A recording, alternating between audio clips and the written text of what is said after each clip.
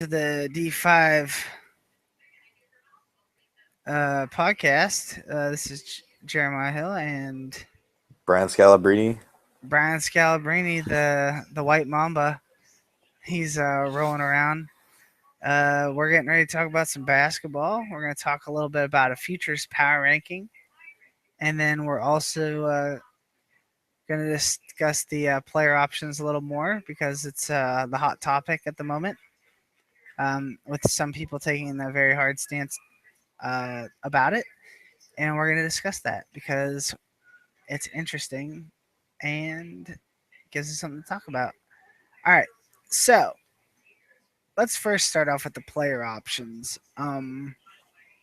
I think personally that if you were a general manager who offered a player option to a team, Mm-hmm.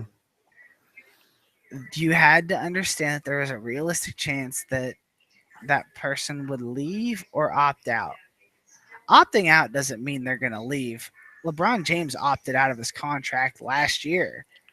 I mean, and But he's still with Cleveland. So, I it, think you're right, though. I mean, like the reason, honestly, that I was about to sign Evan Fournier, I had the opportunity to sign him into that contract, and I was like, I was gonna sign him, but I didn't want that player option because I knew he's gonna leave. So I think that's kind of like that's the fault of the GM who signs him is when you put in those player options. That's kind of your fault there. You shouldn't have done that.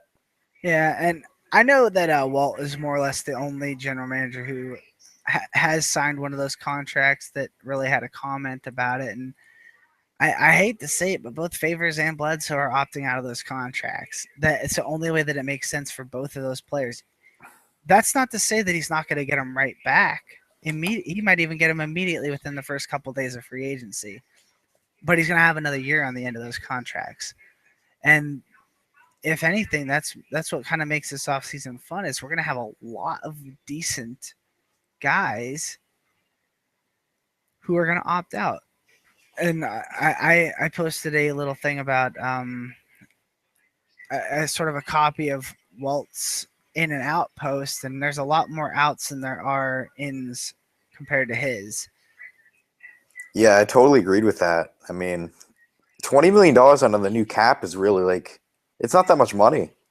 That's like what is that? $20 million on our $70 million cap is like it's like $30 million on our $90 million cap. So it's totally different. $20 million for Eric Bledsoe was a steal at this point. Yeah, Like I there's no mean, way he has to get like 25, 27 average annual value on this. yeah, and I mean, it's not a matter. Like Walt, he's under the cap. I mean, he can re-sign these guys. It's not like it's gonna hurt him incredibly, even if it is the same deal and they want to make it quote unquote realistic. Um, Realistically, they signed that same contract with an extra year on it, and that's just a fact. Same thing with like OKC signed Cousins to that contract, knowing that he would opt out, but they got that extra year that they needed to get Bird right so that they can sign him again. Yeah. They did that on purpose. Millsap, I think he traded for him, but he was sort of going for the outside title shot with that, and he knows Millsap's going to opt out. Um, It's but kind of interesting though. Like that team, that whole team is expiring this year. So like I don't think it's gonna happen, but there's a possibility OKC could be the worst team in the league next year. Like which Durant could leave, Millsap could leave, Cousins could leave. I don't think they will, and Rubio could leave, but he doesn't have that much money to keep them. Honestly, like you got $90 million. Durant's gonna be 35 million, $30 million. mhm. Marcus is gonna be around $30 million. That's 60 million right there. Yeah, but I mean, if he has, I don't know who all he has bird rights on, who all he doesn't. I know he. I don't think he does on Millsap. I don't think he does either. He traded for him last year Yeah, from so Toronto. the only, but he can get Durant and Cousins back on that max deal, and he's got some younger players locked up on all right. Like Solomon Hill is a big one. I know he's not playing much for Indiana now, but he played lights out last year for them. So I mean, he has guys that he can move for other contracts. Ed Davis is a great contract. That's a great contract for what he contributes exactly. And I think that as the rest of the as this season sort of wind down with these new cap rules and things like that, you will see a greater parity within the league. There won't be as much quote unquote full on tanking because there's going to be real players out there that you can get to try and be semi competitive. Um, for example, we won't use Paul Millsap. Let's use a let's say who's Let's it? Who's a good maybe Derek Favors if Derek Favors leaves. Yeah, if Derek Favors leaves, like Derek Favors is not a guy that would kill a rebuild if you sign him to your team. He's not so highly rated that he's going to win you a million games. And we can look at Atlanta as evidence of a team that has some all right guys on it that it's not ruining his rebuild. Cody Zeller's probably going to go up in rating, but when you're doing a rebuild, like there I think that when with the new contract rules, we'll have guys like Greg Monroe signed to the Brooklyn Nets. Like this team is a legit team, and Uh, with the new cap, they're a legit team in the East. I'm still salty about that. The Greg Monroe chose the Nets over, especially given MKG's out now. I mean, I know I shouldn't like go on a rant, but just like I have to say something like how anybody could choose MCW, Kevin Martin, Nick Batum as a core over my core of like I have Andre Drummond, I got Gordon Hayward, Brandon Knight. It's like clearly better. Like Well, I mean, I don't think I'm being like biased here. It's just no, like they're higher rated. to be fair, Greg Monroe specifically didn't want to play with Andre Drummond. But Danny Longley told me he did. Uh, That'd be the issue there. Michael Carter Williams before this year was looking baller. Um, Kevin Martin, yeah, that was sort of dumb. But Kid Gilchrist, he wasn't hurt when he signed with them. That's true too. That's true. Um, as far as their overall outlook, that's to be debated. That's for Josh Barber, who I invited but didn't reply, douche. And um, we were going to talk about a little bit about the future's power rankings in terms of into the future. And for me, number one overall has to be almost like in real life, the Milwaukee Bucks. They have Anthony Davis, who's on bird rights. Even if Mark Gasol leaves, it doesn't really hurt them that much. They can get another guy. Yeah, I don't think he's gonna leave because it was weird because I was like, well, Mark Gasol could get another year on that contract. That's a really good contract for Mark Gasol going into his late 30s, and he's one of the few that I think is going to say yes to taking that player option. I agree. I think he Him, will too. him trading you Andre Drummond, I think, was one of the biggest mistakes. I think we talked about this on the podcast with Adam Collins and I, but that's to be seen. Who knows? Andre Drummond might fall off a cliff. Same with Marc Gasol. Who knows? But futures rankings, Milwaukee Bucks, just on the basis of Anthony Davis and Bradley Beal, really, really high. Over Denver, would you rather have them or Denver? I, Um, I think I would say Denver. Honestly, that must they're gonna have Kyrie Irving, James Harden, and Paul George for the next 3 years. that's But incredible. with the way that the cap is developing, I mean, they're gonna lose every one of their bench players. Andre Miller isn't going to be a 77 forever, even if they sign him back to a minimum deal. DeLon Wright has sort of been. I'm not going to. I refuse to call anybody picked outside of the lottery a bust ever. There's only steals after pick 15, as far as I'm concerned. Um, but Josh Smith is going to be a terrible contract, which doesn't affect them as much because they can trade that contract to a rebuilding team in 2 years to. It's super easy to trade those deals, Mm-hmm. like way easier in the NBA. But I mean, that might be the greatest big three in like the history of the NBA. Like that's a ridiculous big three. Paul George is going to be mid 90s. James Harden is going to probably stay around 90 or so. Kyrie will probably get up to a 90.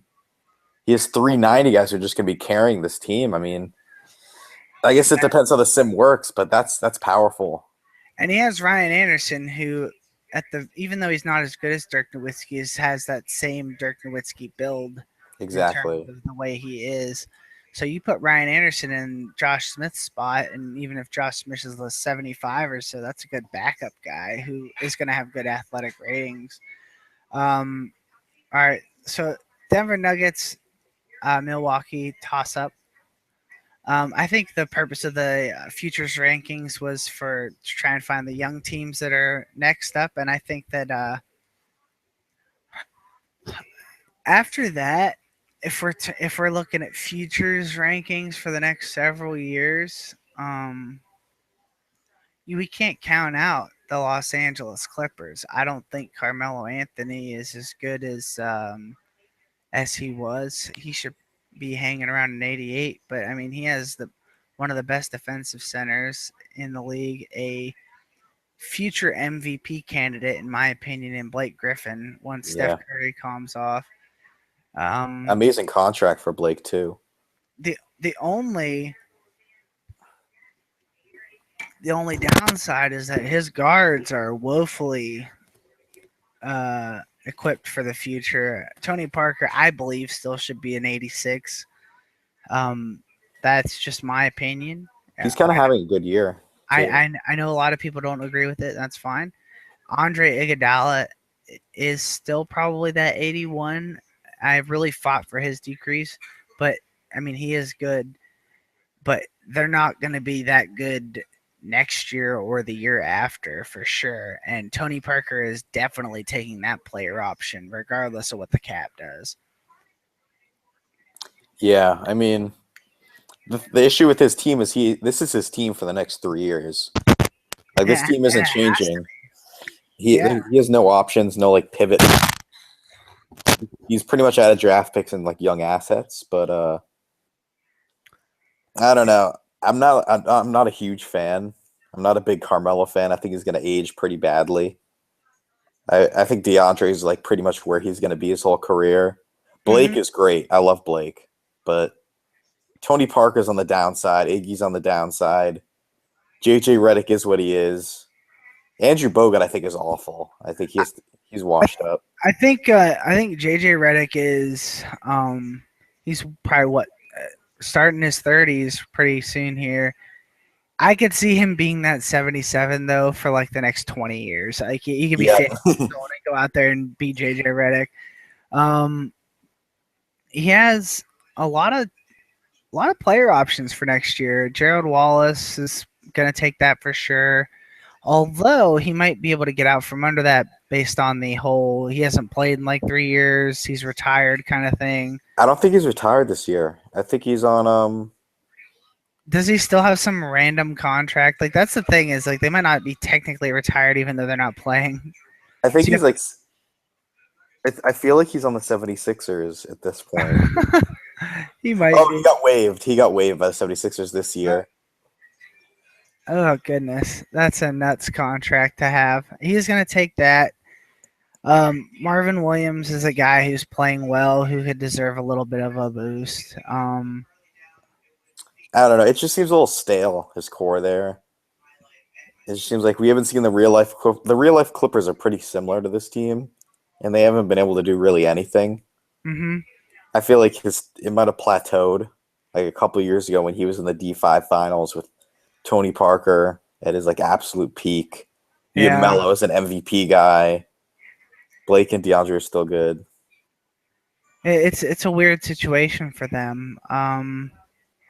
I think after that, probably Charlotte Hornets. I was gonna say not to be kissing your ass on the podcast, but I your team is pretty strong. I have a couple like questions I've been wondering about your team, like Ah, shoot, man, I'm willing to answer all questions. Nerlens Noel and Robin Lopez. Who's the center of the future for this team? Both these guys on 3 year deals. Both these guys are pretty just like defensive only type of guys. Yeah, I think that I think Charlotte Hornets have one of the best cap. and prospect situations. They have Julius Randle, Nerlens Noel, and Andrew Wiggins all locked up for the next 4 years, essentially.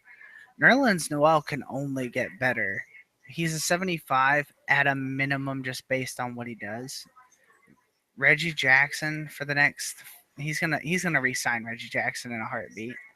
That was Um it. That was a smart trade. I I I didn't was like planning to go after Reggie. If you I want didn't to, I didn't like Reggie Jackson that much, but I do now. John Jensen is a good blocker, even though he's really thin. I mean, there's nothing but up for this team. I mean, Robin Lopez, he could trade that contract so easily if he wanted to, right? At in this season only, because nobody. I mean, even next season, because he's an 80, who's at $5 million a year. I mean, holy crap, is that a value deal? Um, Chris Middleton is a guy who's only going to get better. I think he sort of came out of nowhere, which gives you a little bit of a pause in terms of like, is he really worth that contract? Is he actually that good? Um, I mean, who knows about that? So what would you do if you were him? Would you ship off Robin Lopez like he just did Mike Conley and like plug in Nerlens? absolutely I'd be not. thinking about no. Does he have his pick? I believe so. Yeah, Let's see yeah, he what's going does. on.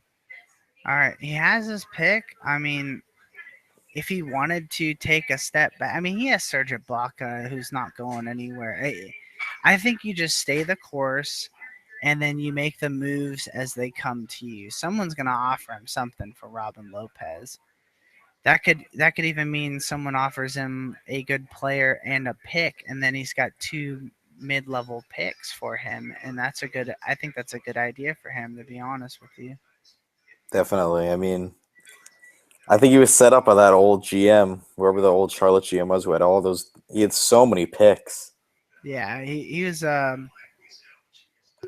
wasn't around then, but he set him up really nice. And he's so many like all of his players are really good, except the bottom two guys who I've never heard of. But Jordan McRae was a guy who played really well in summer league a year ago, and Samaj Christian, I think, is sort of a one of those guys who had potential but sort of like flaked out on it.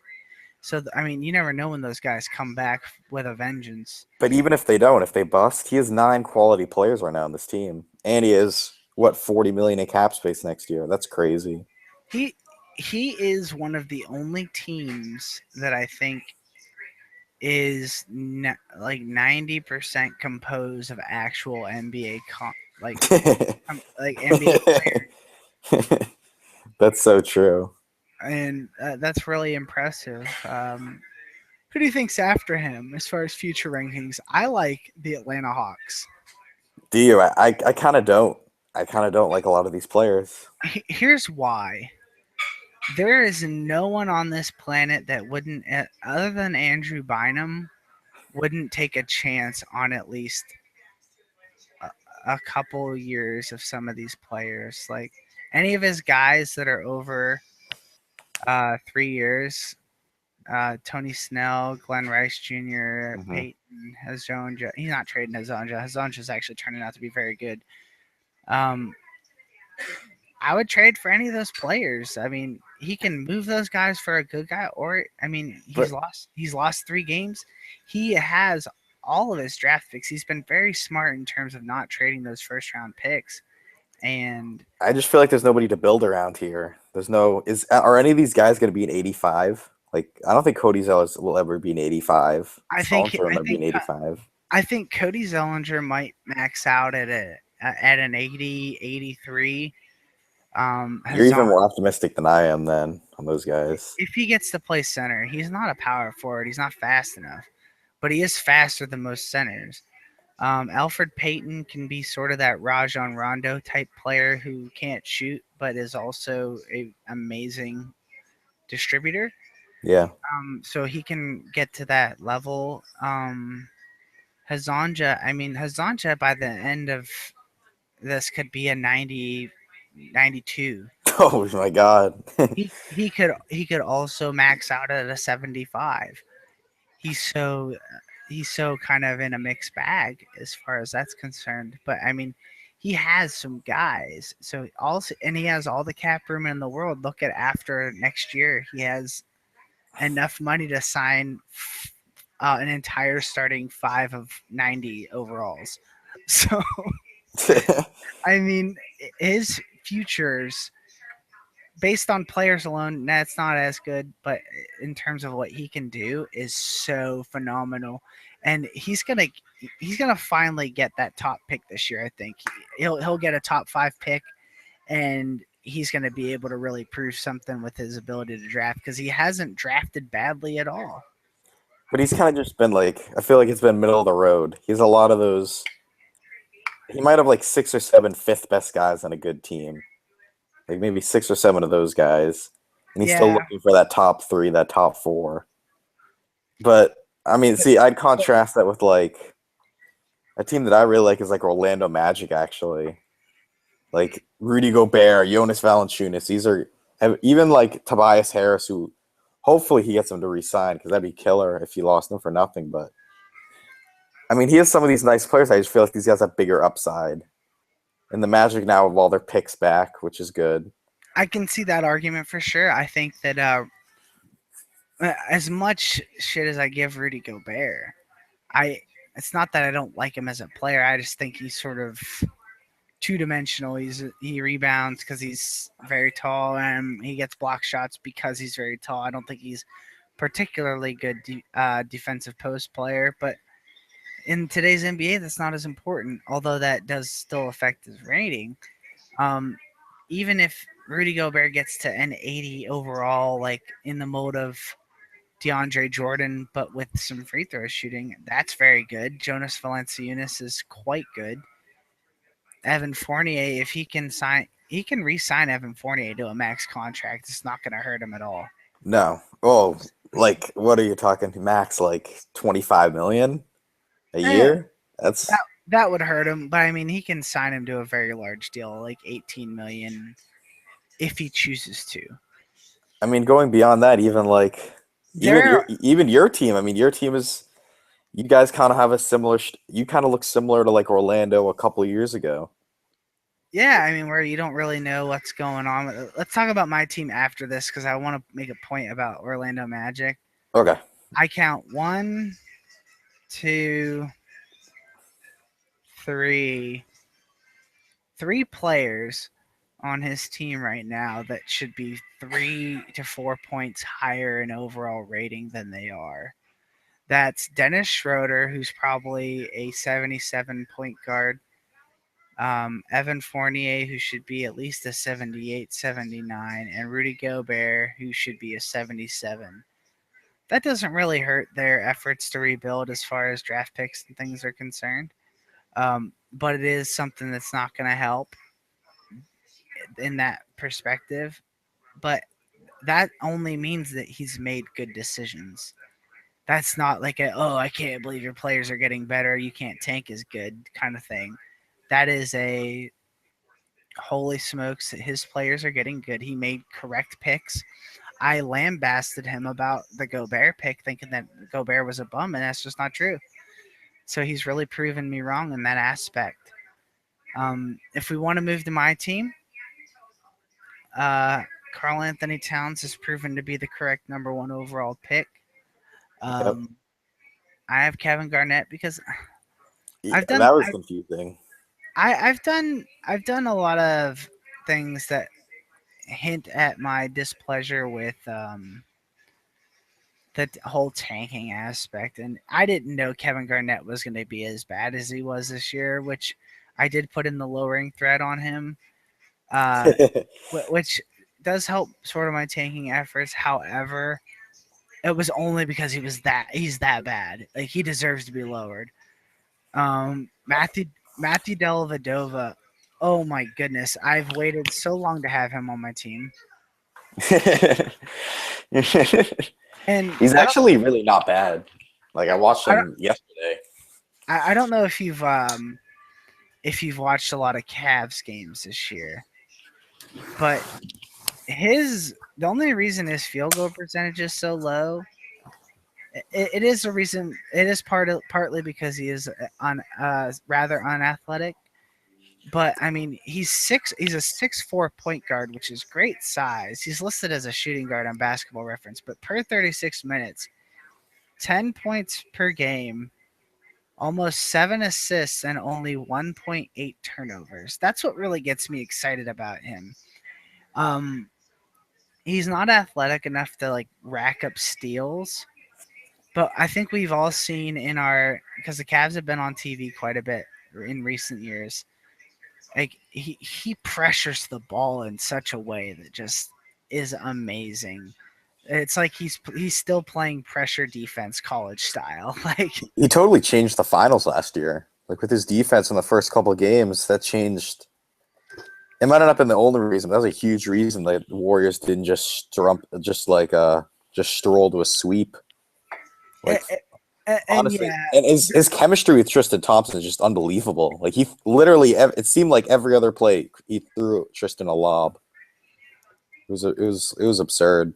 last year him and Tristan Thompson I think connected on more alley oops than um, Chris Paul and DeAndre Jordan. Like it happened once a game minimum.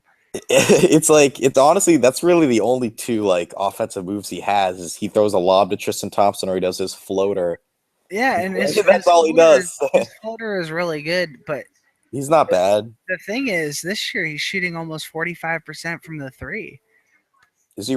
I saw him hit a couple threes. I didn't notice like last year that he was that great. He wasn't. He was at 40%, which is good. Um, but there's another player, and I. This is the reason I signed him the contract I did, because I could have taken like a really low contract. But if you look at although he was a much more highly regarded player, um, another player that started off really, really lowly, sort of, was Steve Nash. Steve Nash is not the most athletic person on the planet. And I don't, it's too early to make that comparison, but his assist numbers Yeah. are very good. I mean, last year he had less than one turnover a game and was given 3 assists per game with only 20 minutes a game. I mean, I don't know about that. he's, I feel like you might be a little bit too much of a Cavs fan. no, I'm a Delhi fan. I bought his jersey. Like, I you know, like Delhi, but I don't think he'll ever be. I don't think he'll ever be above a 77 or a 78. I think that he won't be like a 99 overall Steve Nash baller, but I think that if he can take that points per game to 14 a game and average 6 to 7 assists and a steal, I think he's a 79 quality starting point guard in the league going forward, both in real life and in D5. It just you can't pass like he has such vision. It's stupid. And if he was more like if he was as athletic as like say Russell Westbrook, and he had that same vision, Russell Westbrook would have been a MVP last year, and they'd have won the finals. Like if he had the same vision that Delhi does, But he doesn't, and he'll never get it. Like you can kind of, they he, say you can build the mind aspects of basketball, but you're never gonna get a guy who's as athletic as Westbrook or has a length of Giannis or has something like that. yeah, those your intangibles are A out center like DeAndre. exactly. But I mean, like, imagine if DeAndre Jordan shot 75% from the free throw line. He would be unstoppable. He'd average 18 points a game. Agreed, but like there's so many guys that shoot 70% from the free throw line at center. Like Aaron Baines, for like just a guy off the top of my head. Aaron Baines shoots 70% from free throw. You Yeah, choose but you choose DeAndre Jordan over him 12 times out of 10. Like you always want the guy who's just amazing on defense. And you just want the honestly basketball's a game of athleticism. Like at its oh core, yeah, the best player ever was one of the most athletic players ever, Michael Jordan. So I mean that's true. And another interesting thing about Delhi is he's shooting 90% from the free throw line this year, which is like a 20% increase over his last year, which is astonishing. and how many attempts though? The same amount of attempts as last year. Oh. 1.1 per game. He's such a tough player. It's so awesome. I was watching him versus Portland the other night, and he kept getting forced to try and box out Plumlee, which isn't gonna work. I don't care how much you love a player, but Plumlee was like trying to bully him, and Delhi just threw him on the ground. Like he was like so. I mean, he has that strength aspect in terms of he's a really strong player. Kind of like Chris Paul isn't the fastest or the most agile, but he is very strong in his ability to take it to the rack. And I think that Deladova with his floaters now sort of gives up wide open layups because of it. And once he adds that to his game, it'll just increase his field goal percentage like amazingly. Well, But I guess I'll leave the Dellavedova hype to you. I I like him. I like him a lot, and I have him for 4 years. So worst case scenario, he gets so good that I can't afford him when his contract's over. Or best case scenario in terms of the hype about him. but Omri Caspi is a guy I've always liked. He was on the Cavs for a bit. He's sort of like that. He's a 75 forever kind of guy, but his contract's good. Um, what about your KJ McDaniels for Jay Crowder trade? I was surprised. I feel like kind of KJ's ceiling is what Jay is now, and that's kind of what he would be at his best. And I love Jay Crowder as a Celtics fan. I love Jay Crowder. He's amazing. He's I, so good on defense. He has such quick hands. It's like I it's unbelievable for guys with size. He has as quick hands as Rondo used to. he's very good. I like Jay Crowder. He played really well on LeBron during the playoffs last year, and the only reason I traded him was because KJ McDaniels got traded away from the 76ers because he caused them to win too many games. And he's now on a team that in Houston that isn't going to play him. But I think that future wise, he gets a lot of stats that lot of guards don't, a lot of guards, small forwards don't get. I mean, he was averaging like 2 blocks a game there for a bit. That's insane. That's Dwayne Wade style numbers, and he'll never approach the offensive power of Dwayne Wade. Don't. I'm not that much of a hype machine. But if he can start finishing around the rim, and I think he has a better offensive potential than Jay Crowder does. That's true. Jay has no game besides catch and shoot. That's all he can do on offense. Yeah, and you can make a great career, make a lot of money in the NBA doing that as long as your defense is top notch. I mean, I mean, he's Damari Carroll. That's what he is. Like at his best. yeah, I mean, like imagine like Jay Crowder. I think long term is better than um, Tony Allen defensively, and here's why: because or as a whole player, because imagine if Tony Allen could have been a catch and shoot guy and been as good on defense as he is. He would have been a max player. Yeah. If I, he's even average on offense, he would have been a max player. exactly. So I mean, that's what Andre Iguodala did. He was I mean, he was way better on offense in Philadelphia, but I mean, if he was a good offensive player and then an amazing defender, and he was a max player there for a lot of years. I like my Brandon Haywood signing. It was my biggest contract that I signed this year, which I think I just wanted the ability to make deals because there's a lot of times people offer, like last year, offered me guys that were like, oh, I'll give you this guy and a pick for X guy, but they were just trying to shed salary. But last year it had to be this guy with this big contract and like 30 guys on my team because they're also low salary. So I couldn't even make the trade even if I wanted to. I know So you mean. It's kind of like there's an advantage to operating above the cap, honestly. Like in the league, I remember I used to be like at $100 million in the cap, hmm just from like taking on people's dead money and stuff, and it was so easy to make trades. I made trades like every couple of weeks just because I had all this expiring money. It's like, why not? People love that stuff. yeah, and now let's talk about your team a bit. The Pelicans. I mean, holy smokes, Festus Ezeli is not a 70. He's probably close to 78, 79 minimum. think he's averaging like 9 and 7. That's super decent. Yeah, he's at the very least decent player, 75 minimum. Like that, so that's awesome. Jordan Adams is a guy that I think is a lot better than his playing time has indicated. I don't like Darren Collison as much as I liked Reggie Jackson because they were both sort of in similar situations, and I don't even know what Darren Collison is doing. He's I think he's a backup in Sacramento, but he's like kind of averaging the same he's been averaging. He's averaging like 15 and 6, like around that. So Yeah, that's like 13, fine. 13 and 4 last year, 16 and 6, 16 and 6 almost. I mean, he's not playing as many minutes, but I mean they're trying to baby up Rondo. He's a little older, but I mean, even if he stays at that 80 for 3 years at that money with the cap going up, I mean, holy smokes, is that good? Like 6 million, yeah. Brandon Knight, I don't think would have a problem playing with Darren Collison, like when like when they had to trade Rubio to play with to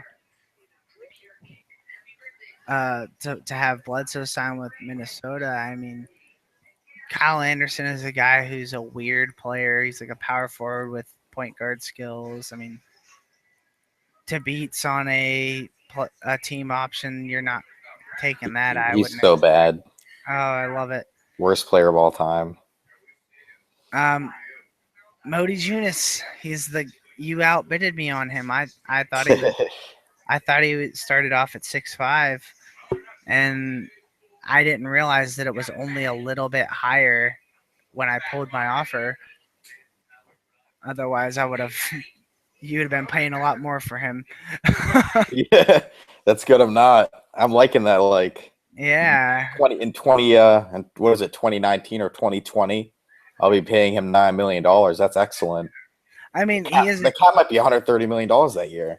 That could be 10% of the cap. Less Yeah, than I 10%. mean he there's a good chance that he becomes really good, but he is a Euro player, and there's always that opportunity if he keeps getting stuck in situations where he's not getting playing time, he goes back to Europe, and then you're screwed. But even at that cost, it's not as bad. It's a win-win really. I mean, regardless of what happens. Mike Miller, he's still in the league. Good for him. Yeah, Mike Miller was just for salary for real. Yeah, he's an alright guy. He's a good player. I could see. I, the West is sort of outrageous still, but I could see you guys pushing for a playoff spot this year, maybe, especially if Gordon Hayward decides to pull his head out of his ass and be the star that we all know he can be. He's so frustrating to watch him. Like he'll make a great drive to the basket on like one possession. The next possession, he'll just give it to Trey Burke, who just jacks up a 30-footer or a 25-footer or whatever, and it just misses, like clanks off the rim. Or he'll try to dump the ball off to Gobert, and Gobert will like fumble it with his stone hands. And Mm, Jazz are a very frustrating team to watch in real life, especially like when you have one of those players. He's kind of like how Iggy was in Philadelphia. You're talking about that. He like has all this talent and he has all these skills, and he just doesn't put it together. He he's doesn't take he's an charge. amazing second option. Yes. The thing is though, I mean, if you want to break it down, to have a guy averaging 18, 3, and 4 at the small forward spot, which is a shallow position in the NBA, locked up for 6 years, that's pretty good. I still love the contract. I think it's still, given the cap and everything, I think it's really good. Yeah, I mean, Hayward, he's gonna shoot. He's a great shooter. He's a good second option. Like I think he could be the second best player in a championship team. Like honestly, that's what I'd really believe. And then I uh, mean, yeah, your team go. set up pretty well. And I still have all these draft picks, which I mean, we'll see what happens with them. But I think the Yeah, West is kind of getting weaker. Like you were talking about that, there are a lot of teams that are going to kind of fall from grace. Dallas is on the way down. yeah. They're gonna have to think about tanking at some point. I guess It, after Dirk retires. it sucks because it won't be this year. I was hoping he'd try and start trading people away, and because I have his pick, and he's not. What a jerk. Um, no, but I mean, he's been a perennial contender, and I mean, it is astonishing. And then he's got good guys too. But all right, so after myself and you, I think the next player their next GM that's really in a good situation is the Phoenix Suns Ooh, Phoenix is interesting. because What do you? they have some weird players. I think they Zach Randolph isn't going to be all over the place. I mean, He's got to be lowered. JaVale's kind of a poison contract too. yeah, I think JaVale though. I mean, that's movable. I mean, hey, if you're listening, Dan, I'll give you Brendan Haywood and I'll take JaVale off you, and you can give me a pick.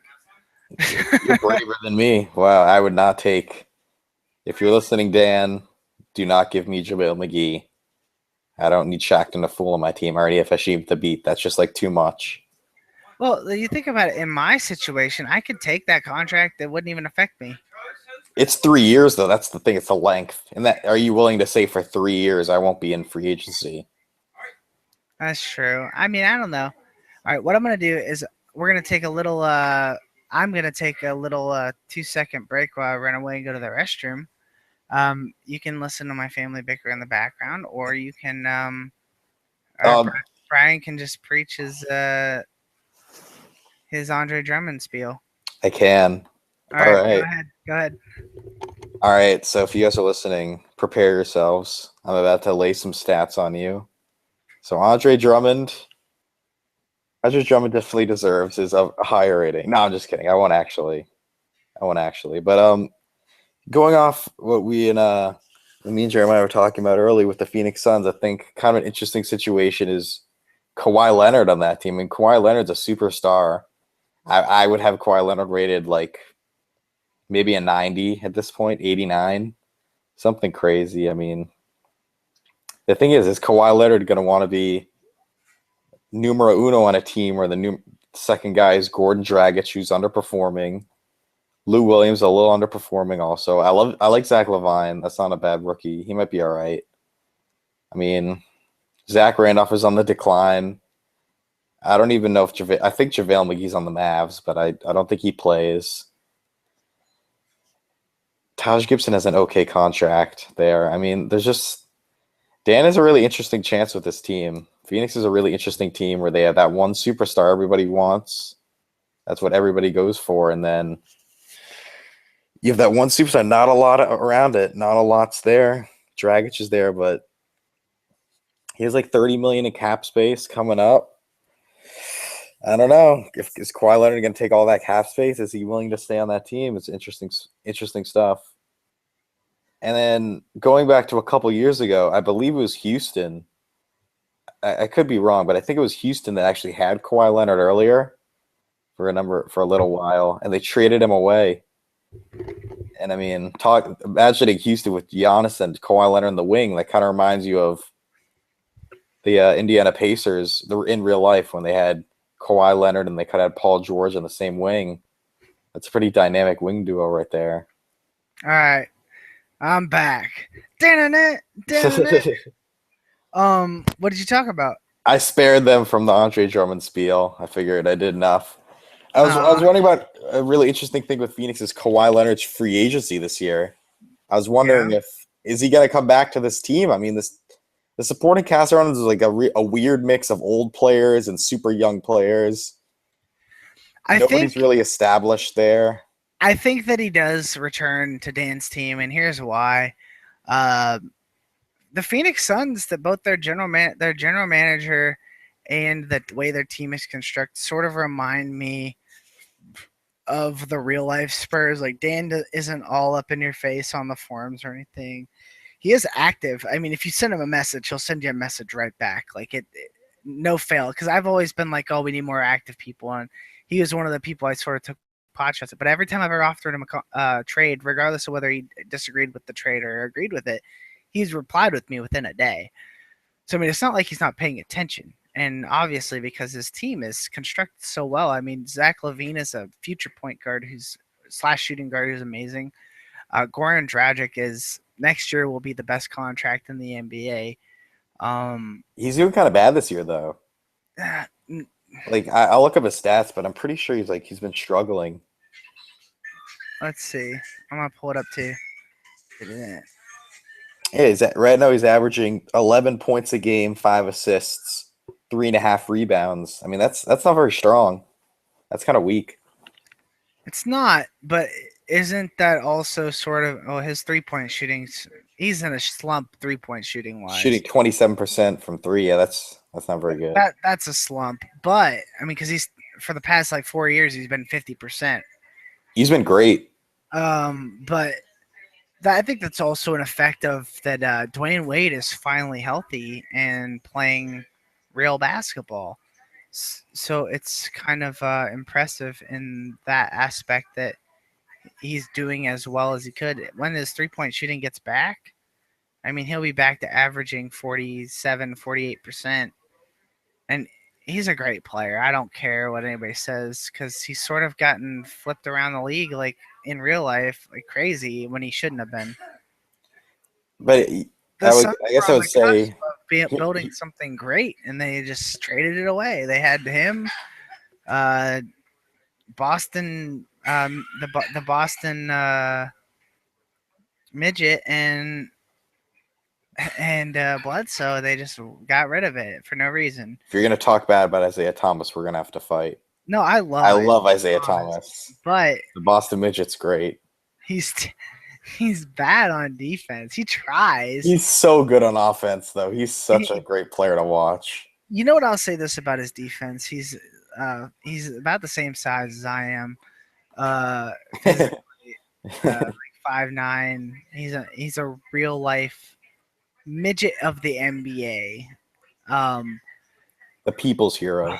but say what you will about him, he tries on defense, and a lot of times defense, the biggest part of it is trying. He does a lot better than he should on defense, so I'll give him that credit. Like he's below average and not terrible.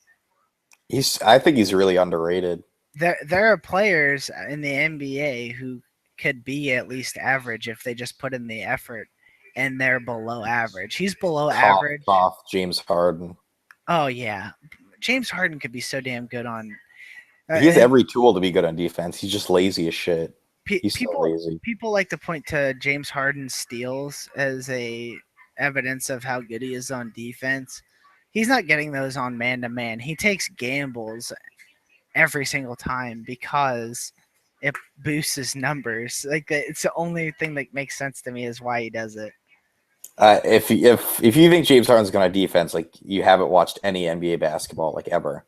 You've never Yeah, watched him. It's so obvious he's so terrible. I Like agree. he just loses guy all the time. But I don't know. I think this is like the Suns would be like the ultimate test to see if bird rights really matter like that much in this league. Because Phoenix has his bird rights. I do remember that. Yeah, they have those bird rights. But I don't think But his but team I is. mean, there are teams he could go to where he'd be in a better situation, like for sure. Yeah, Like but I think in terms of like what player are we talking about? Kawhi Leonard just took either took less money or gave them a team option in San Antonio. I think he took a little less money. Yeah, Yeah, and everybody in San Antonio does that, and that I think the GMs that own San Antonio players in the league benefit from that. That's why Tim Duncan is only at $8 million, and same thing with Manu Ginobili. Um, as far as the kind of organization the player is in and what they've proven to do before is he's proven to take less money. So at the very least, he'll take regular money and stay because their team is not in the worst situation. I think they have avenues to be very good. I mean, he has his pick again this year. I think what would be in his best interest would be to package that pick for a guy who is good and also to get rid of JaVale McGee. So you trade I that agree. pick for a guy who's locked up and long enough to get bird rights on because that gives a bit of stability to your team.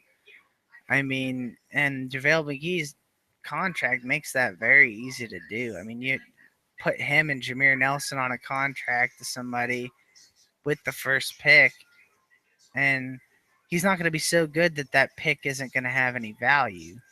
Like it's he's going to be giving up a 20th to 15 pick in exchange for having an extra $20 million on his cap next year.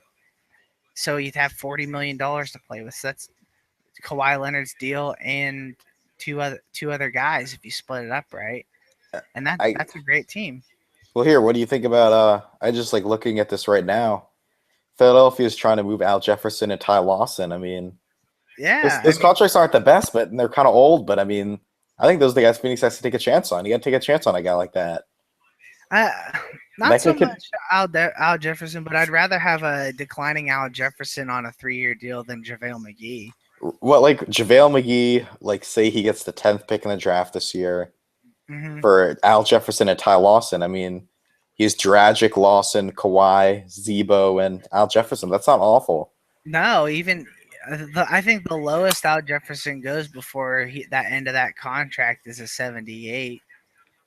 So I mean, Which that's not a killer, no, and I mean it allows you to keep Kawhi Leonard for 6 years. So he has Kawhi Leonard for 6 years, and he's going to be in the mid 90s. Like and he's he'll going to be. He could top off at a 95. He's so good. yeah. And at the end of Al Jefferson's contract, you trade that contract and the Ty Lawson deal. I mean, there's another player by then. The cap's going to be $4 billion, and he'll be All right, so let's after Phoenix, I think another team that is like we in a really good spot is the Utah Jazz. My boy Adam Collins.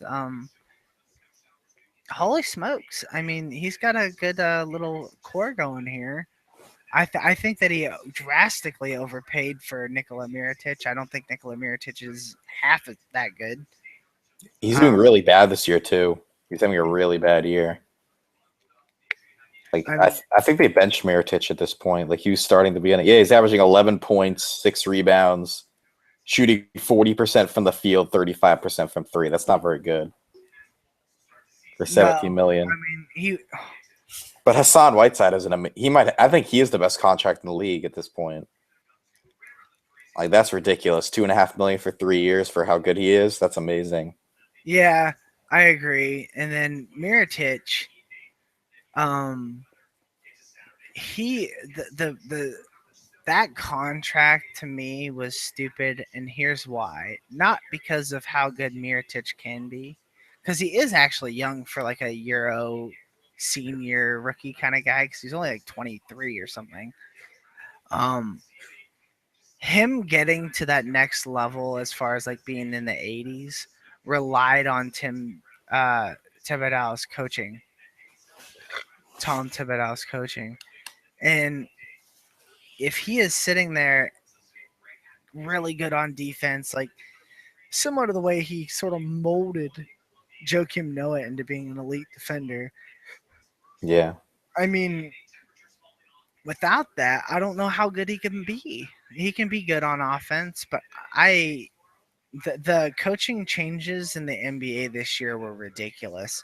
I think Billy Donovan is at best a lateral shift, and Tom Thibodeau should coach again, and I think he might end up in Philadelphia. Oh, you think he'd take that job? I think that he takes that job after this year when they actually have to decide to start playing again. Like that'd be a cool team to like. Could you imagine Jaleel Okafor if he gets good on defense? Like, I, because that was his only downside, really. It was why wouldn't Thibs take like the Minnesota job over that? Like that just seems much easier for him. I forgot that guy died. Yeah, Flip Scott. Yeah, So that guy rest in died. peace. I don't want to laugh. Flip's not No, making no, no. me laugh. But I mean, honestly, I think it's almost like a conclusion at this point. Thibodeau has to go to Minnesota. That's such a good team with him. Could you? Oh my gosh, Carl Anthony Towns, Wiggins. Oh man, that team would be incredible. Carl Anthony Towns with a Thibodeau defense. He's gonna be a 99. I mean, or I'd say the only other option is maybe Houston. That'd be kind of interesting. No way he wouldn't even take the job. I don't think not with that team. I mean, they're still a championship contender, even though they're doing They're really bad. they're not really though, in my opinion. Like the Dwight Howard is too much of a doodle, a ding dong. Harden is a coach killer confirmed, and But the 1 year Harden played defense was after he saw Thibodeau at the Team USA practices. Who knows if it's true, that, but maybe that you have an idea about that. That could be an idea. Um, who's another team that looks pretty good as far as futures ratings? well, Boston is interesting team. All The right, Celtics, Ian's team. let's break down Ian's team right now. If Ben McLemore decides to be average, 78, 79, good guy. Dante Exum decides to be a 75. Jeremy Grant looks great. Jabari Parker looks great. Joel Embiid. He might never play. I talked about how I thought he was the best prospect to come out of college in the past 10 years since Anthony Davis in terms of just pure prospect power. If he can get at least a third of that, he'll at least be worth his rookie contract. If things work the right way for him, I could see his team going great places. He's still But going has to. that ever happened? Has a player ever sat out 2 seasons, 2 full seasons, and then come back and done anything? I can't remember that ever. Like, it just seems like there's no precedent for Embiid coming back. Like, I like Embiid, and I saw that picture. I don't know if you saw. Do you see that picture of him Yeah, he looked like a where he monster. looks like buff? But I mean, I don't know. Yeah, I agree with you on that. It seems kind of weird that that is even a thing that could potentially happen. But I mean, who knows? Stranger things have always happened. But Anthony Bennett, I think he's going to end up cutting him. To be honest, he's terrible. I don't understand what happened to him. Like I remember when the Cavs drafted him, and I followed the draft very closely. But this was before I was in D5, so I didn't follow it nearly as closely as I do now. But I said who? Because it was like Nerlens Noel was like the number one overall guy, and then who was the second guy that year? I think. Oladipo, who they should have taken, Yeah, but they had and waiters, so they're like, yeah, nah. I don't care what anybody says. I like Dion Waiters. Oh, Um, oh man, he's terrible. I like him as a player. My brother has his bobblehead. I mean, I really don't. I really dislike Dion Waiters. Watching him play is just painful on that. douche hammer, come here. It's painful watching him play on that team. It is. I feel like Dion Waiters would be really good if he had the ball in his hands all the time. But is a team going to be ever good when Dion Waiters has the ball in his hands all the time? I think it could be depending on the team. Really? Here's why. When the not the last year he was in Cleveland, but his second year when he was with Kyrie, right before we got LeBron, um, the best passer on that team was Dion Waiters. Like play other players when Dion Waiters had the ball moved, whereas they didn't do so with Kyrie Irving. And Kyrie Irving has changed that. He's a much better passer now. But before, like Dion Waiters, he made passes that you wouldn't think a shooting guard could make. Like when they said that he had um, designs of Dwayne Wade in him, they weren't lying. Like if he can buckle down, get physically right, because there was like, oh, he's fat kind of thing coming out of college, and that hasn't been true at all. Um, He just doesn't. He doesn't know how to play basketball. Like he doesn't understand how to play the game. I do think He that it's thinks it's a part of the pickup mental game. thing. Yeah, he does play sort of that pickup. I like him. I would if someone offered me him for Marcus Smart, would I say yes? No, That's but I'm if just you saying would say yes, I'm going to go get traded from right now. no. But I'm just saying that I like him as a player. Like I like to watch him. He played reasonably well versus the Cavs the other night, but I like him. Anyways, regardless of that, This team, I think, like the real asset of this team, though, the Celtics, like is those Sacramento picks. Those are huge. Like this, he is a Sacramento first this year, which might not be too great, but if Westbrook leaves the Kings and then Lillard leaves the year after, The Kings could be the worst team in the league in 2018 when Boston has that pick. Yeah, I think if I was Boston, like Boston needs to take a step. They've been bad for like 4 years though. Like they have to do something, otherwise it's quite boring to be that GM. Like I know he has all sorts of stuff going on. Like maybe he's okay with it because he has so much going on with commissioner. But I mean, and I'll tell you what, I offered him a decent a decent amount of uh, stuff for the rights to Exum.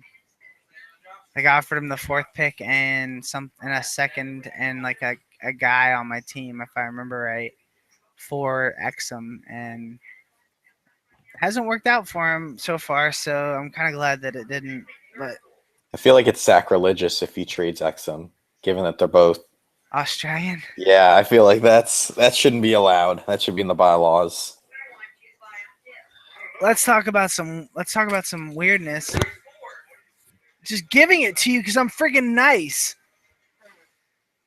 Sorry I had to yell. All right, so futures. So we got that him. Let's talk about the bottom rankings of the futures. Chicago Bulls is terrible. Looking forward, they're great now. I think they're still in a good spot this year, but next year, I mean, Do you think Jimmy resigns? That could that can make or break their future, honestly. I mean, who's he? He's not re-signed to play with David Lee and Joakim Noah. Those guys are done. Like I DONE done. These guys are finished. I think that Flawless finished. maybe he does. It depends on what Chicago's plans are. I haven't really talked to them too much, even like throughout the time I've been in the league, and he has some building blocks. Porter, Harris, Lynn is young, and at the very least, going to be that 79 for a while. I don't think his game is changing for the next 10 years. He dropped he actually dropped like 35 points yesterday, or 40 points. And he also has the additional rankings of his hair, which give him at least 4 of those overall points. I deduct points. That's awful. It's awesome. He should be like a 30 for that. I think the Chicago Bulls should. They can't tank next year because San Antonio has their pick. But that's tough. But they can trade away Chris Paul this year, get a mid-level pick, try and convince Jimmy Butler to re-sign, but I think they lose all 4 of those players. They are a rebuilding team. They're going to suck really bad next year. San Antonio is going to get a good pick. And then they're going to get their building blocks around them. That's just the only way I see it happening. Well, they could stay pretty decent. If Chris Paul resigns, Jimmy Butler resigns, they put Otto Porter in the starting lineup. That's not a bad 3 players right there. Yeah, but you have to navigate the cap the way it is, though. I mean, if he resigns Jimmy Butler at $25 million, that's half of his cap is gone just between 2 players. And Tiago Splitter is good, but he's not amazing, and he's gonna probably opt in. Jeremy Lin, he has to keep all those players. If he gets Jimmy Butler on his team, who else is he gonna sign to make a competitive team? I mean, nobody. I mean, I wouldn't sign there. I mean, I would in real life, but I know Chicago's awesome. I'd love to be in Chicago. I don't know. I feel like he might have a couple more years. I think a team that that's really gonna be bad next year. It's kind of a dark horse is Miami.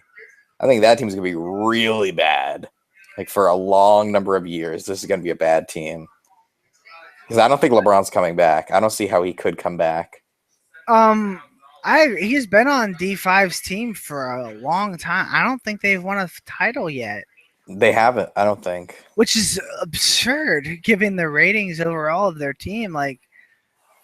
Last year they had, or the year when I came into league, I thought they were shoo-ins for the finals, and I'm not even sure if they made it. Oh no, he did win 1 finals in 2013. Okay, so he got his title there. I mean, but he only got 1. I mean, LeBron got 2 in real life, and he still left. I mean, who's on this team for the future? Gortat's very old.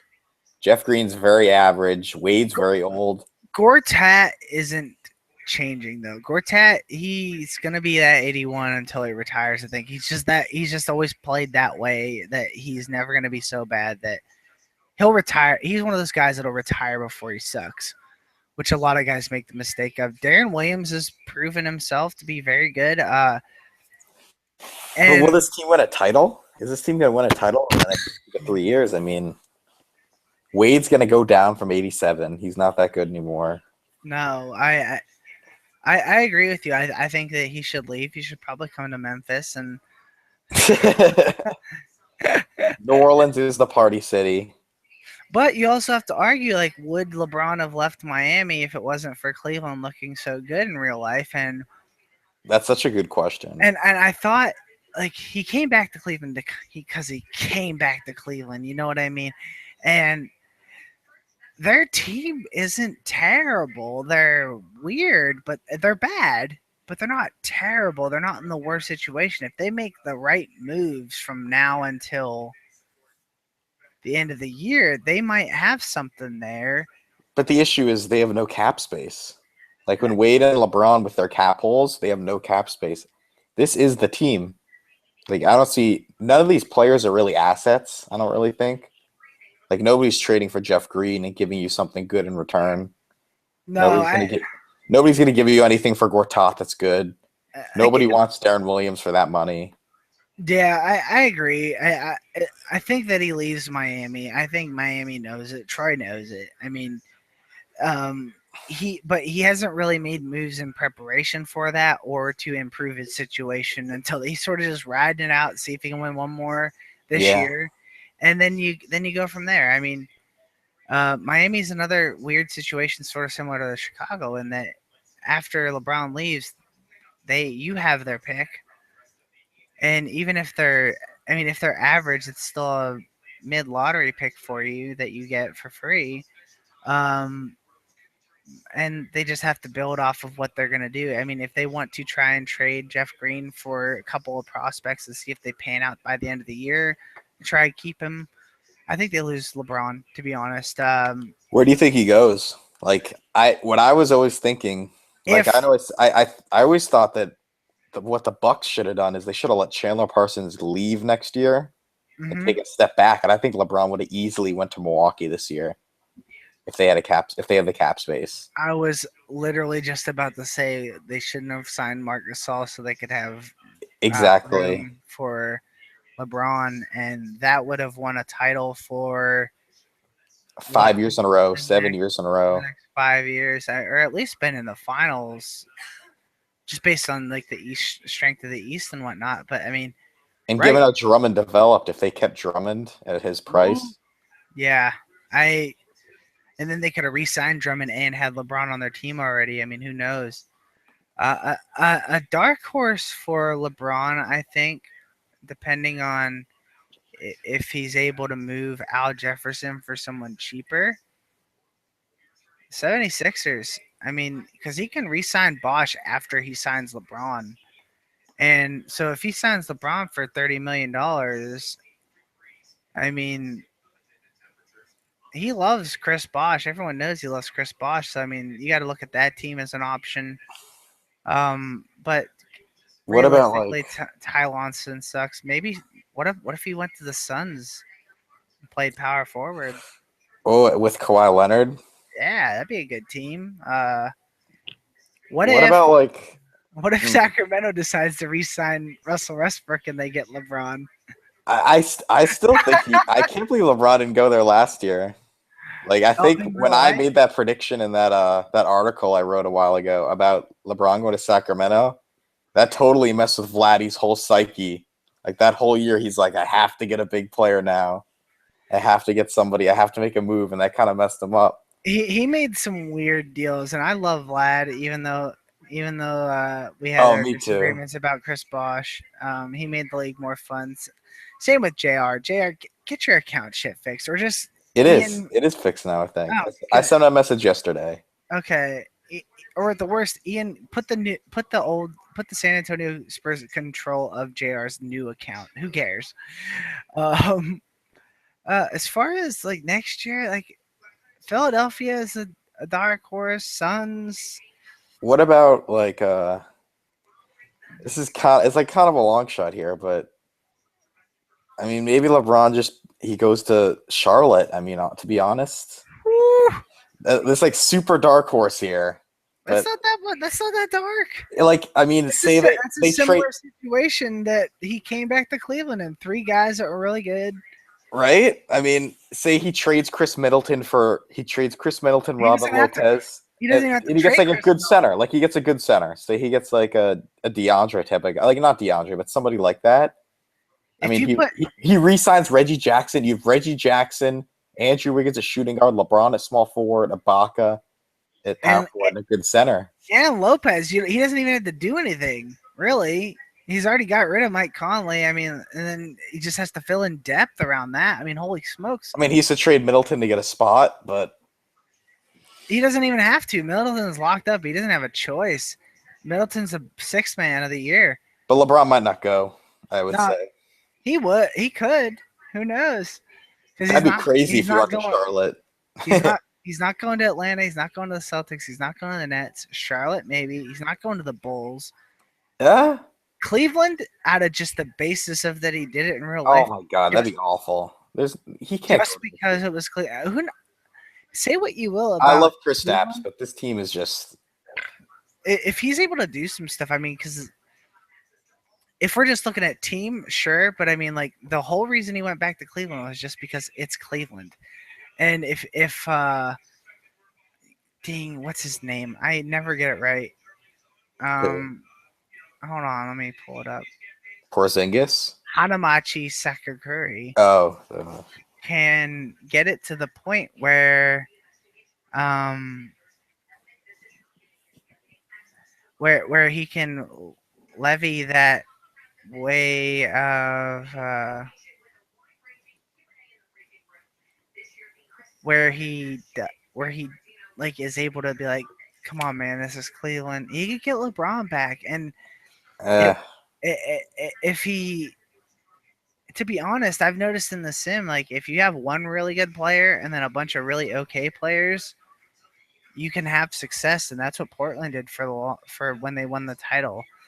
I mean, so all he has to do is make some okay draft picks or trade things away that work for him, and I mean, he could get them. I think Hamanachi's a really good GM, but I Yeah, mean, just based off his most Dan recent drafts. Dan Gilbert left that team in total teardown mode. I mean, that team was totally destroyed. I Yeah, just that was in disarray. that might have been the worst situation in the history of D5 with that team. Like he didn't have his draft pick for this year. That's because you haven't scrolled far enough down and seen Washington. Oh, that's oh man, I feel so bad for Kareem. He's made some really good moves. They both made some good moves to like get these young, cheap, controllable guys, and they Yeah, haven't traded away a ton of their picks. yeah, I agree. I like what I like what Kareem's doing. Um, I was very lucky because in the start of the league, T Mac owned my pick, and I traded him J.R. Smith and Anderson Verja, I think, for my pick back. Oh my god, I miss T Mac. He was so easy to just rip off in trades. It was Oh awesome. my god, I couldn't believe he did that. That really jump started my rebuild. Um, I remember once. otherwise, I told him I was like, I'm gonna trade for the best player that I can, and then just ruin this pick anyway. I remember at one point he traded me Brandon. He like dumped Brandon Bass on me for a second round pick. I got a second round pick from it, Hmm. and then a month later, a month passes by, and he messages me, and he tells me if I trade him Brandon Bass, he'll give me a second round pick. So I got 2 second round picks For for Brandon hold Bass. for holding Brandon Bass for a month for him. He had Brandon Bass. He traded me a second round pick to take Brandon Bass off his hands, and then he wanted Brandon Bass back, so he took another second round pick. All right, so right now we have Toronto Raptors. Oh, they're a really good future team, I think, especially with their trade. That's a Oh, strong team. yeah, he could sign with Toronto, but they don't really have the cap to sign What's their cap? LeBron. Well, what do they have? They have It's 95 million. That's only 20 something, 20 and a 20 million and some change. and he also has to sign Korver. He's to Well, re-sign he doesn't Corver. have Roy Hibbert anymore, so I don't know whoever. I think it's the same though, because Hibbert has about the same salary as Horford's going to get next year. Horford might even get a little more, like Yeah. 10 million more. All right. So we have Phoenix Suns as options for LeBron, 76ers options for LeBron. Um, what about you? Would you be interested in getting LeBron on your team if you could? I mean, obviously, I think I would. I don't. You would I don't have know to if I have for it him. though. I think I Like would you, need a trade for more established players I think you'd have to trade away Darren Collison in with order some of to those picks. keep Knight and have enough space for LeBron. I I mean, I mean, could bring who Collison off the knows? bench. He goes off the bench now. Because your team is ready to take that next step. Um, Milwaukee Bucks is out of the picture. Re-signing with Miami Heat is the other option, and then What about the Knicks? Like, I know the Knicks don't have anybody on their team, but they have a 60 million in cap space. Say LeBron. What if if LeBron they wants to can, team up with Russell Westbrook in New York? that That's kind wouldn't of be the worst idea, and have Brandon Jennings play shooting guard. right. Yeah, you have Brandon Jennings shooting guard. You have LeBron at the small forward. And he doesn't have Tristan Thompson anymore. I thought he did. He loves Tristan Thompson. Who has Tristan Thompson? That's a he should have kept him. That was a great. Oh yeah, that was a bad. I didn't like that trade at all. I didn't I didn't I know tried to Tristan. get Tristan Thompson for like months at that deal. He's on Like the Lakers now. That was a uh great trade. good pickup, Magic. What about Magic? I mean, Kobe's off the books. He could Let's see. re-sign Vucevic. He has Barnes for another year cheap. He has Tristan cheap. He does have a ton of talent, but I mean, he is in LA and he's gonna have 70 million in cap space next year. I think he might have the most cap space out of all the teams, I think you're right. I mean, that's a other than huge. what maybe Chicago because they have all those expirings. But And then Westbrook has that connection to LA. I mean, say Westbrook goes to LA, they slot ooh, Barnes in as a shooting guard. They put LeBron in at small forward, Tristan in as power forward, and Vucevic at center. I mean, even then, screw it. Have Harrison Barnes come off the bench, get re-sign Kemba at 18 million, sign LeBron at 30, and Westbrook at 30. They have enough. They can do that. They have the ability to do that. They have the ability to do what the real life Lakers wanted to do last year, and it just didn't work because no one gives a shit about big markets anymore. It's not like I'm gonna go to LA and then sell a bunch of jerseys anymore. Like Kevin Love was a top jersey seller for years in Minnesota, and they were basically garbage fodder. So I think it's about talent, and I mean, LA has the talent. Magic has the talent. I like haven't really considered this before now. no, and I hate the idea of it because I hate Los Angeles in real life. Like here's how bad I got mad and swore out loud when I was walking through the mall today by myself at Target because there's a million LeBron things, and then there's some youth Kobe jerseys. I'm just like, are you fucking kidding me? I just said it out loud. There's a lady standing next to me. She had no idea why I was mad. No idea why I was mad. Um, I don't know. What about Houston? I think Houston's just kind of a mess. I think Houston. I told Charlie he probably won't listen to any of this because he has only been on very little just to check messages. Um, I told him this because I know him in real life. I said, "Hey, you either need to rebuild or don't rebuild." And his half-assed rebuild has sort of really worked out for him because all of the guys right after mine that I took or that he was in the range of, he asked me about advice. I told him Joseph Nurkic is going to be amazing. I can't believe I didn't even know who he was like during the draft. That was an Oh amazing my, pick. oh my goodness! If I had had that 10th pick overall, I would have taken him because I tried to get it so bad. And T.J. Warren really surprised me. But I liked him because he was weird. He's a weird player. But I mean, Joseph Nurkic, T.J. Warren, RJ Hunter looks really good on the Celtics. I watch it. I watch the Celtics a Giannis, lot. Giannis, and then I say he should trade Kevin Love for some long term talent and Derrick Rose for some long term talent if he can. Like you have to like Who you have wants to Derrick Rose? all right, not Derrick Rose, but let's go with Kevin Love for now, like because he's an 88 regardless. I think we've established that because there was a big argument last year. He's an 88. We all know how good he could be, but if he says, "I'll give you Kevin Love for," um, who's a good player that is similar in ranking to that, Serge Ibaka, and then James thinks he can re-sign him. Who knows? I wouldn't do that if I was James. No, but I mean, like that's the kind of idea you have is like I if see what you mean though. If you get a long term, if yeah, or like for example, Kevin Kevin Love for not Anthony Davis, that's retarded. If he says Kevin Love for this trade already happened, Kevin Love for Derek Favors in that similar situation, and Walt thinks he can re-sign him, or maybe Kevin Love for Paul Millsap and or what about okay.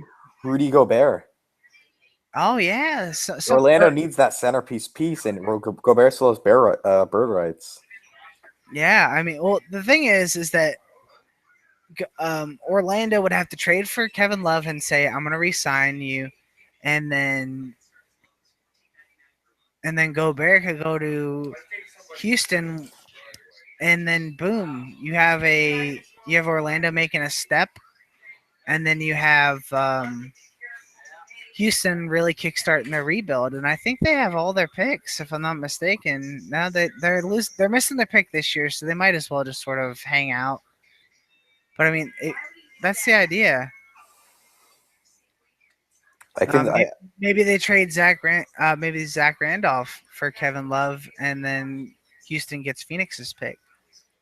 Oh, I'm not a Zach Randolph fan. I Uh, like. I think he's I'm great as a not, player. Like I but think he's but funny as a player, but I would never trade love for him. but if you think that you might lose Kevin Love, Yeah, then maybe you get some Zach Randolph to keep competitive, and then you also get Phoenix's pick, which isn't going to be as good after getting Kevin Love. But I mean, you get they can't trade their pick. These are just ideas, people. Anybody that's listening, uh, you well, know, imagine if like to believe it or like not, pick on Houston again. Imagine if he had kept Kawhi Leonard. Do you remember that when he had Kawhi Leonard and he traded him for yeah, I remember seeing that pick on the forums and telling me he was a shithead. that was so if I imagine if I, he had I Kawhi texted Leonard him. and Giannis. I That'd be texted him. I amazing. said, "You're an idiot. What are you doing?" He's like, "I don't think that he's ever gonna be that good in that system." And I was like, "You realize that everybody else is declining?" He's like, "Yeah, but I just think that they're gonna screw up." And I'm like, "All right, man." And then he did it. That'd be an amazing duo right there. That'd be his team would be set for years. Ooh, yeah, And I think he had Bledsoe too, didn't he? yeah. But Oh man. he traded Kawhi for Bledsoe, if I remember correctly. No, So, he traded Kawhi for the Phoenix or for my first round pick that year, mm, which turned out to be Jabari. which he And then traded. and then he traded Jabari for like Randall. He made a bunch of moves. Yeah, But I remember that because I he was my I want pick. I want to see him make some good decisions because I mean he is my buddy. I know Kevin Hollis, the GM of the OKC Thunder, and he's been asking me for ideas of like what he should do, and I was like, well, man, I think you have a good shot at winning the title this year. To be totally honest, if he stays completely the same, and he's got a chance because with a similar build, Portland won versus Golden State to get to the finals. So I mean, it's not out of the realm of possibility. However, Paul Millsap is gone after next year, but he does have cap room, and I think that they do that thing where you can sign one like medium level guy. It's sort of the general rule. You can sign one medium level guy and then re-sign your guys. You know what I mean? Like they're not going to let you like sign Russell Westbrook and then re-sign everybody, but that's sort of the general rule. Like, oh, you can bring in uh, Tobias Harris for 15 million, and then you can bring back.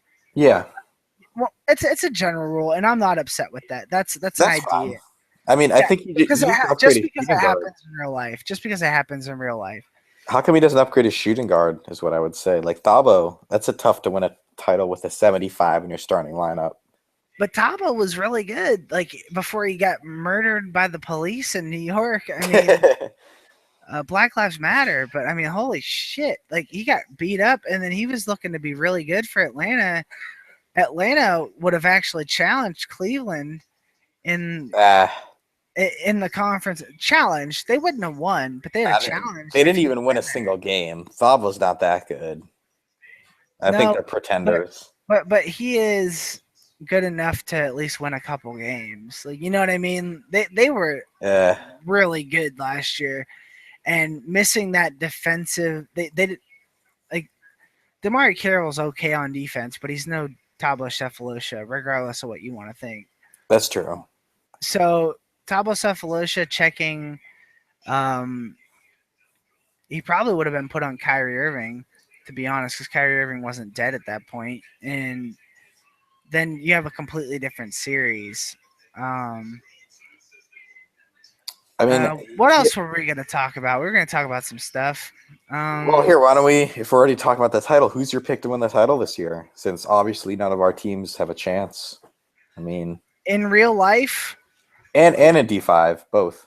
Cleveland Cavaliers. I think that the MVP of the finals last year was Kelly Olynyk for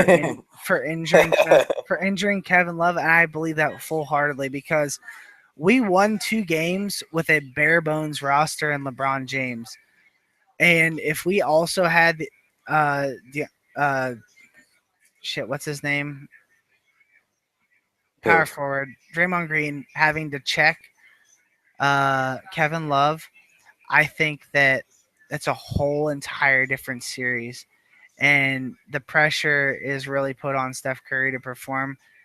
Even if we don't win based on that, I mean, like we lost 2 of our big 3. Um, in real life, I think that if we are all healthy, we make the finals, and I think that we can beat the best of the West. I truly believe that, and that's I think in the West it's Golden State and San Antonio are the 2 big shots, and I think that the reason that Golden State will lose is that they used up all of their magic to start the season. That was incredible. Like some of those games. The fact that the Lakers were on TV while Golden State Warriors were playing was a travesty. I watched it. I like tried to watch all their games. They're so exciting. And the fact that the finals winners are not on TV every single time is bullshit. And I think the NBA really needs to take a look at that, like similar to the way that baseball works, where to start the season they have like the first third of the games set, but then the teams that are the best end up being on TV. I hate baseball, but that's a good idea. I think that it should be the Golden State Warriors, the Cavs, and then the top of the West and the top of the East on TV all the time. The Lakers can go screw themselves. I don't care about Kobe. I, Yeah. I, I like Kobe. It's the end of an era, but no one wants to watch a 3-20 team. I'm sorry. I don't want to watch it. I don't think you do either. No. Uh, it's terrible. Well, yeah, it's just like painful watching that team. Byron Scott's so bad. He like I've never seen somebody who's so Uh, inept. I Like had him for I don't know if you saw yesterday Cleveland. they benched D'Angelo Russell and Julius Randle for Lou Williams and Larry Nance Jr. Like what is that? That's awful. That's terrible. I could see benching for Lou Williams just because Lou Williams is better, but But this team's going nowhere. Byron Scott turned Kyrie Irving into a good player. I think he helped at least. He turned Chris Paul into the player that he is. He's a good coach for D'Angelo Russell. However, his method of coaching during games is to stand there with his arms crossed, looking demure. Is the word I'm going to use. Like just like standing there, and that's all he does. His whole like he can walk over to a huddle, arms crossed, and to just stand there. That's what he does. He just lets Kobe run this team. I mean, he just lets Kobe take all these stupid ass shots, and he like I don't know understand what he Every does. It seems every like when coach. I watch the Lakers because they're on TV sometimes, I watch a couple games. Whenever somebody hits like three shots in a row, Byron Scott just takes them out. Like Yeah. They know they're tanking. That they don't you want think to. it's on purpose? It has to be on purpose. Otherwise, he's just the worst. He's bad, but he's not that bad.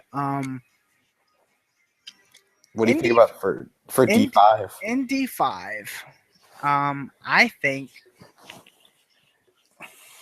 I think the Nuggets take it this year. Hmm. Just out of playing the odds that I don't think the Golden State Warriors can repeat. Repeating is very difficult. They didn't win it versus Portland. I think that if any team can do it, it's the Denver Nuggets. And with Paul George being at a much more difficult to defend position than uh, he can check Clay Thompson. I don't think Clay Thompson can check a 94 Paul George. And I think that Jamal Crawford is going to get lowered. And I think that James Harden, even who's going to get lowered, deservedly so, is going to destroy him. And then the only thing he has to count on is Steph Curry being magic. And I don't think that Pau Gasol is going to be good in the sim versus Ryan Anderson, who's going to start for Denver. And I don't think that Dwight Howard is going to stay at that 89. And I think those are the weaknesses. And Brooke Lopez is an offensive 84 who will have a good chance against a lower Dwight Howard. Agree. I see where you're going from. I think Denver has a really good shot. Just based on matchups alone, I mean, if we're looking at the starting lineups, I think that There's just that risk that Kyrie gets hurt and Denver doesn't have him for the playoffs because he's always hurt. but there's also I mean, there wasn't that long ago that we thought Steph Curry was dead and done. That's why he signed a $40 million contract in real life, is because they thought his ankles were destroyed. And Clay Thompson, if he gets hurt, that team is done.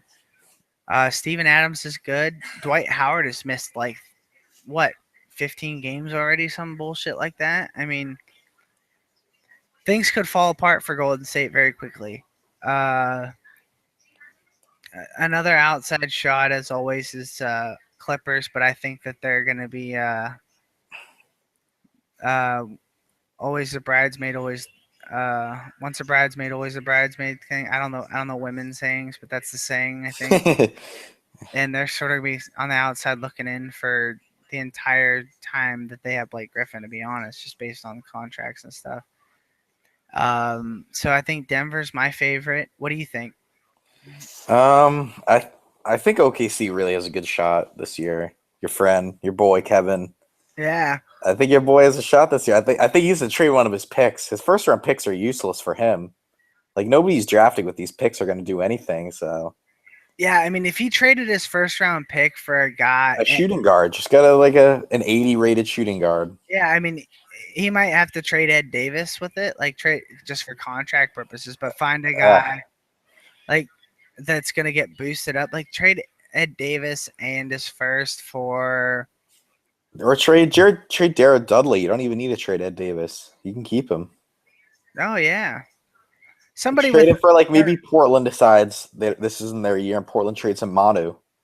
For 2 years, that's great. That's what he needs. That's like the guy that he Yeah, kept I in. mean, I think Manu, even though he's not an 81 right now, isn't going to get lowered past Seven. 75.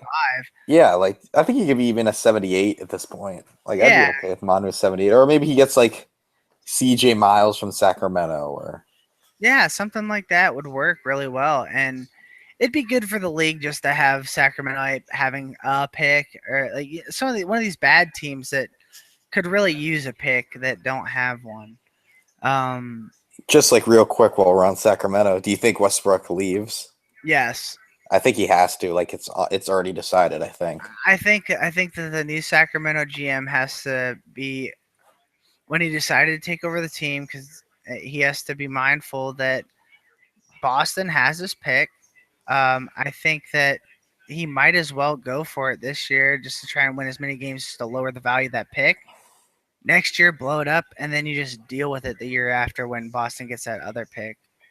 That would have been that might be like one of the defining trades in D5 was when Vladdy gave all those picks to Yeah, Boston. That was awful. That was I a think terrible trade. I think that terrible idea overall. So you're picking OKC as your outside shot. Obviously, the favorite is Golden State. I don't think either of us are gonna dispute that. Another outside one would be Milwaukee. They seem to have assuming Anthony Davis isn't dead. We all know he's at 92, regardless of what the New Orleans Pelicans in real life are doing.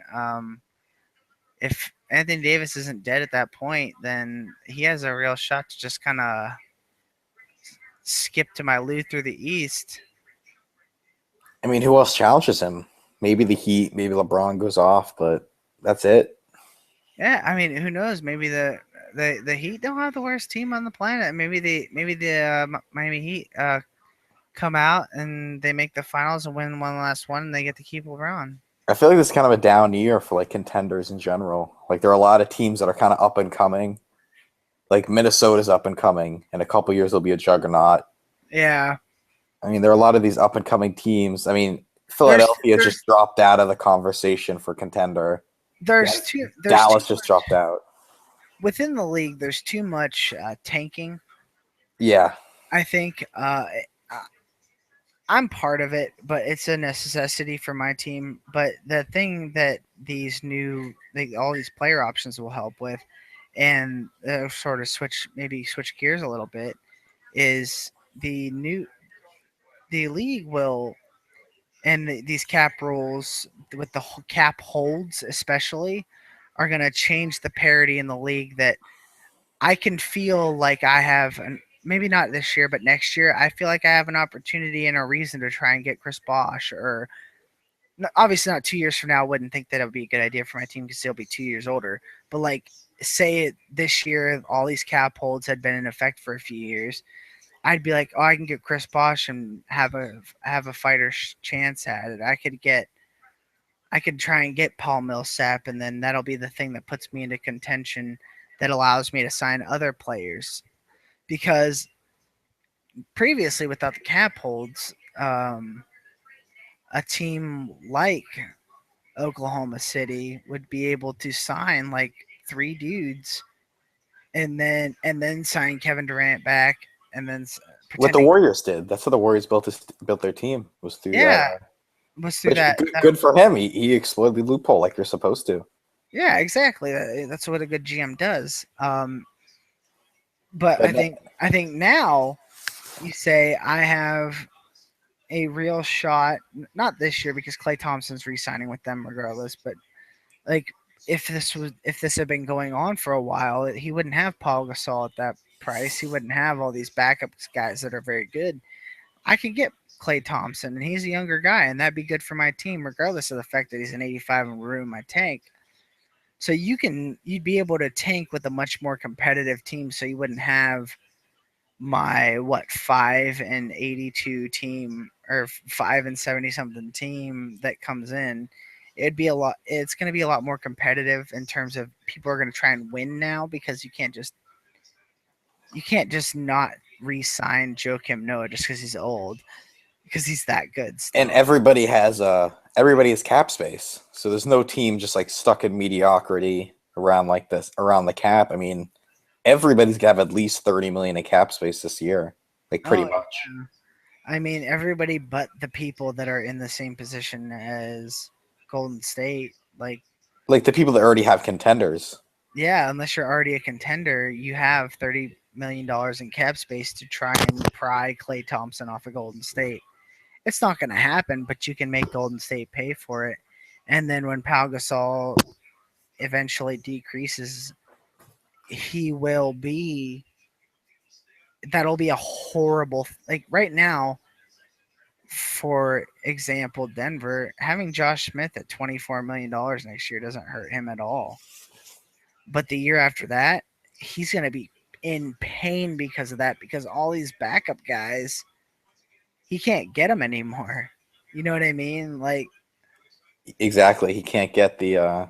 And now there's going to be that hard cap. I forget where it is, but isn't it like 150 million or something? Yeah, and so basically what we have is a situation where bad contracts now for the contenders are actually bad. Um, Miami took advantage of that for a while in that they had like four bad contracts on their team at one time, and it didn't matter. Now it's going to matter.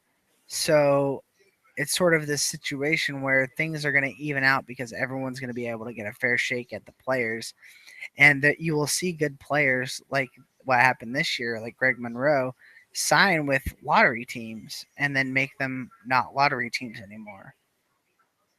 Exactly. I mean, Like New York Knicks will be sitting with a mid-level star on their team. they're really interesting. Like, I'm really interested to see if like being in New York helps that team. Because that could I be a huge. Like, they have. I didn't realize they have so much cap space.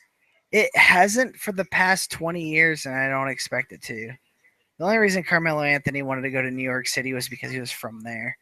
That's it. There was What no. about Amari though? Like Amari Stoudemire went to New York, and they were Yeah, pretty awful before that. And they were. he was a star that summer. He was great. Yeah, he was really very good that year. I don't know. To be honest, I think I feel like it matters a little bit. that Like, matters a little bit, you but can't just be a shitty team and expect to get players. You have to have some talent too. yeah, I agree. It's a weird situation. Well, I think that